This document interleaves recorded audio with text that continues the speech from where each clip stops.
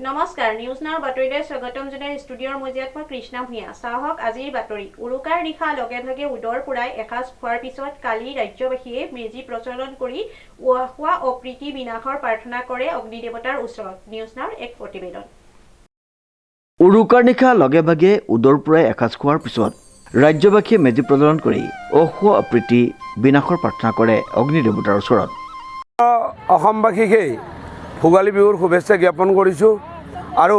অসম চৰকাৰৰ মাননীয় মুখ্যমন্ত্ৰী কৰ্মপটু মুখ্যমন্ত্ৰীকো এই সুযোগতে আচলতে ভোগালী বিহুৰ আন্তৰিক শুভকামনা জ্ঞাপন কৰিছোঁ আৰু আশা ৰাখিছোঁ মাননীয় মুখ্যমন্ত্ৰী যিধৰণে প্ৰচেষ্টা আৰু প্ৰয়াস হাতত লৈছে অসমখন এখন সুন্দৰ অসম গঢ়াৰ ক্ষেত্ৰত বিকশিত অসম গঢ়াৰ ক্ষেত্ৰত চাৰিওদিশে যাতে ফুলে ফলে ইতিমধ্যে আমি ফুলা দেখিবলৈ পাইছোঁ আৰু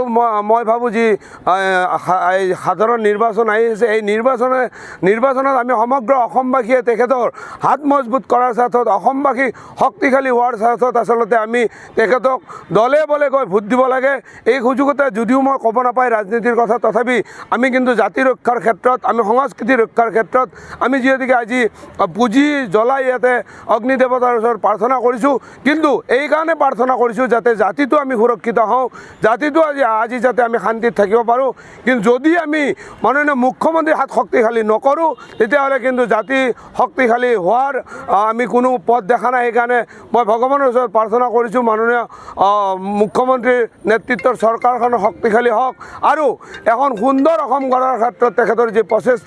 প্ৰচেষ্টাই সমগ্ৰ অসমতে আচলতে মানুহৰ সঁহাৰি লাভ কৰিবলৈ সক্ষম হওক ইতিমধ্যে সমগ্ৰ অসমবাসীয়ে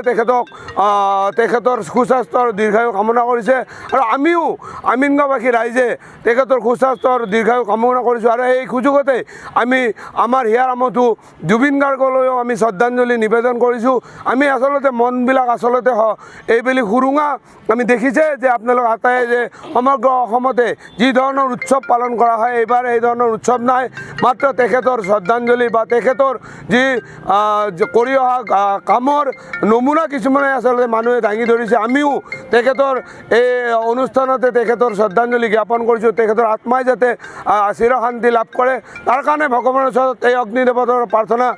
কৰিছোঁ আৰু এই চৰকাৰখনক পুনৰবাৰ বিপুল সংখ্যক ভোট দি অসমবাসী যাতে জয়যুক্ত কৰে তাৰ বাবে অসমবাসীলৈ মই বিনম্ৰ অনুৰোধ জনাইছোঁ কিন্তু ঠায়ে ঠায়ে পৰম্পৰা বেলেগ বেলেগ হোৱাৰ বাবে কিছু স্থানত এদিনৰ পিছতে প্ৰজ্বলন কৰা হয় মেজি উল্লেখযোগ্য যে আমিনগাঁৱৰ লাচিতপুৰত পবিত্ৰ মাঘ মাহৰ পহিলা দিনটোত মেজিৰ জুইত সেৱা জনাই আশীৰ্বাদ ল'লে ৰাইজে